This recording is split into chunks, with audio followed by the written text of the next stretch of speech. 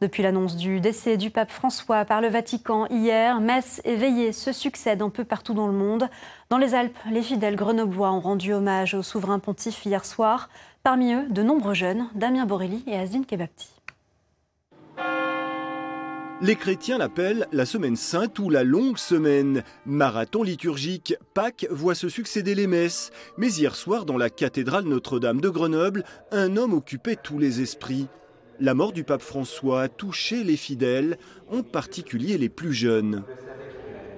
Il avait une grande générosité et je pense qu'il avait vraiment un bon cœur et il avait de quoi faire un bon pape, quoi. Je trouve ça important quand même de rendre hommage à des personnes qui ont cette envergure-là, de porter toute cette foi, et même s'il n'était pas apprécié de tout le monde au vu des positions qu'il prenait.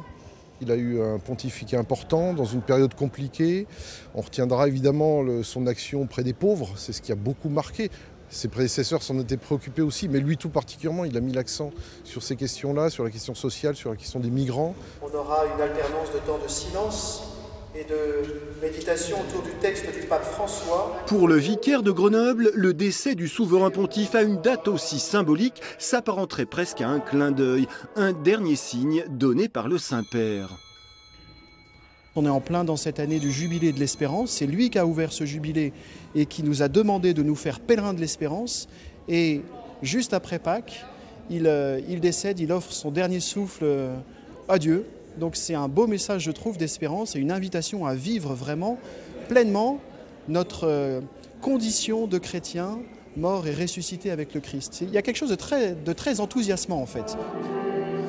Après la messe, quelques dizaines de fidèles ont prolongé ce recueillement avec une veillée en mémoire de François.